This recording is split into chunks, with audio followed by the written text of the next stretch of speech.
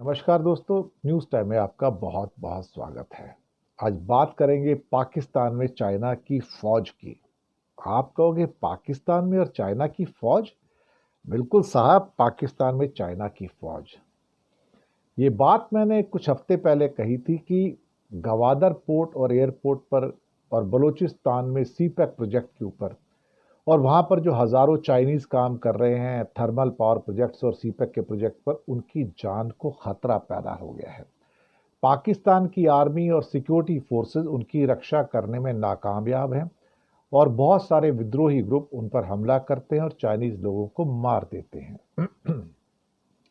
तब मैंने ये कहा था कि वो दिन दूर नहीं है कि वहां पर चाइनीज वर्क फोर्स जो है उसकी रक्षा बहुत जल्दी आप देखेंगे कि पाकिस्तान के अंदर चाइना की आर्मी करेगी।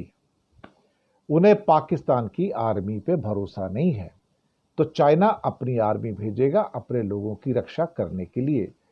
वो गिलगिट बाल्टिस्तान में से गुजरता हुआ सीपेक प्रोजेक्ट हो या बलूचिस्तान में से गुजरता हुआ, वही बात हुई साहब, वही बात हुई।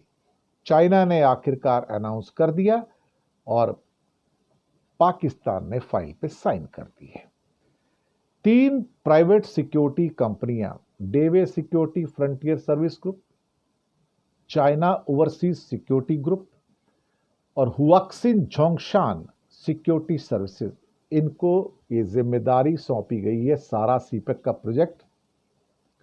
और बाकी करीब दो जो थर्मल पावर स्टेशन है वहां पर 6,500 चाइनीज है, उनकी रक्षा करेंगे और बाकी भी बहुत सारे चाइनीज है। आपको लगता होगा कि ये प्राइवेट सिक्योरिटी कंपनियां हैं। नहीं साहब, नाम प्राइवेट सिक्योरिटी कंपनियों का है, लेकिन ये चाइना की मिलिट्री के बेहतरीन कमांडोज हैं सारे के सारे। इनको प्राइवेट सिक्योरिटी कंपनियों के नाम से यहां भेजा जा रहा है। मैंने कहा ना, चाइना की मिलिट्री के बेहतरीन कमांडो हैं जो यहां पर भेजे जा रहे हैं, जो चाइना की वर्क फोर्स की रक्षा करेंगे। और ये इतने बड़े एक्सपर्ट हैं कि बलोच के विद्रोही आए या कोई आए, ये पलक झपकते ही उनके ऊपर हमला करके उनको मार सकते हैं और मार देंगे। मैं आपको बताऊं, मार देंगे कि अगर आपने चाइना पे, चाइनीज वर्कफोर्स पे हमला करने की कोशिश की तो सामने कोई भी आएगा विद्रोही ग्रुप, वो सब के सब मार दिए जाएंगे इनके द्वारा। और एक दिन ऐसा आएगा कि गवादर का पोर्ट और एयरपोर्ट दोनों 99 ईयर्स के हम्बन टोटा पोर्ट की तरह, जैसे श्रीलंका ने दिया था, ये भी चाइना के पास चले जाएंगे।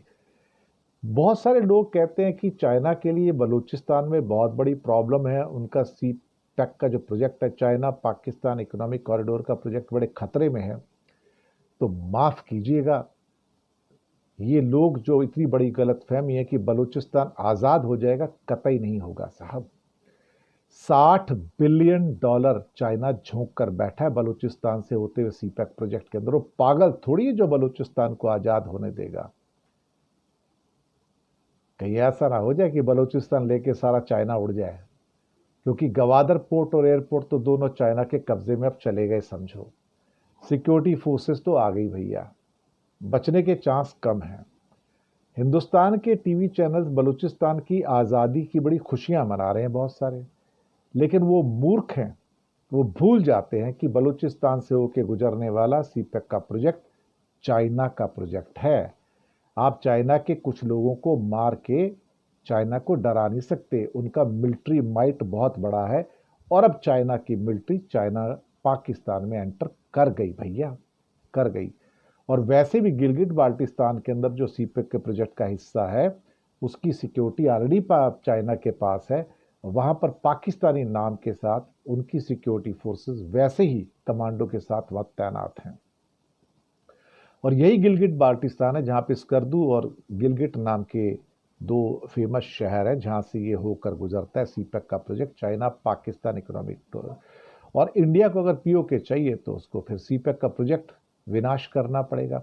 और चाइना ने पहले कहा है, अगर मेरे प्रोजेक्ट पे तुम हमला करोगे तो इसे चाइना पर हमला माना जाएगा और उसका जवाब वैसे ही दिया जाएगा जैसे हमें देना चाहिए। तो भारत के लिए तो भाई काटो तो खून नहीं, क्या करेंगे अल्टीमेटली।